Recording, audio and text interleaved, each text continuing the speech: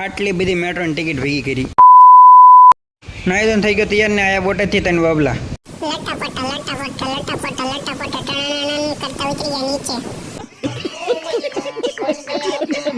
આ જગ્યાએ વસ્તુ લેવાની હતી ને અમે બધા ઊભા કરતા હતા હોયનું.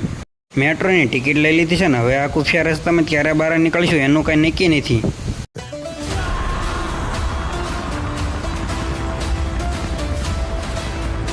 બે બાબલાને મોકલી દીધા મટીરિયલ લેવા ને અમે ત્રણ ગયા વસ્તુ લેવા. માંડ કરીને ખુફિયા રસ્તામાં બહાર નીકળી ગયા ને છેડા ઉભા રસ્તે. વસ્તુમાં લેવાનો તો કેમેરો ને ચડાઈ દીધો ચાનો કોટો. Same but different. અમારું કામ તો પૂરું થઈ ગયું હતું પણ હજુ ઓલા 2 જણા નતા એટલે એમની વાટે બેઠા હતા.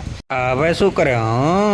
मुझसे प्यार करती है या नहीं करती है? પછી અમે નીકળી ગયા હતા કંઈક ખાવાનું ગોતવા. બપોરે 3:30 ખાવાનો મેળ આવ્યો ને ઉડાડ્યો વઘાર.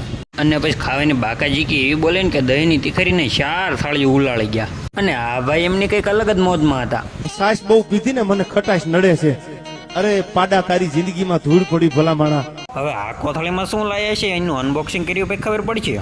તમારી ટી શર્ટ ઉપર કઈ વસ્તુ પ્રિન્ટ કરાવી હોય તો ઉપર નંબર આપેલો છે એમાં કોન્ટેક્ટ કરો. એમાં તમને આ મુજબના કામ કરી આપવામાં આવશે.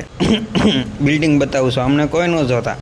હજી અઠવાડિયું નથી થયું પેલેડિયમ મોલમાં ગયો ને અત્યારે પાછો આવતો રહ્યો. તે દી આયા ત્યારે હાથે તો નહોતા. આ બેન જો ફોટો પાડો મારો. પછી ગામડાના છોકરાને રખડાઈ દીધા મોલની અંદર. જોકે હું ગામડાનો જ છું. હવે બધા થાક્યા લાગે. મેટ્રો સ્ટેશને બેસી ગયા. હવે તો થાકે જ થાય ને કેમ કે બધાને 16 કિલોમીટર તો ખાલી હાઈક્યા હતા. એનીગ્રામ રેલવે સ્ટેશન આવી ગયા ને અને આટલી બધી મેટ્રોની ટિકિટ ભેગી કરી હતી. હવે આ ત્રણે અરે રામ રામ કરીને આપણે હોસ્ટેલ ભેગા થઈ જઈએ કેમ કે આપણે કઈ બોટાદ જવાનું નથી.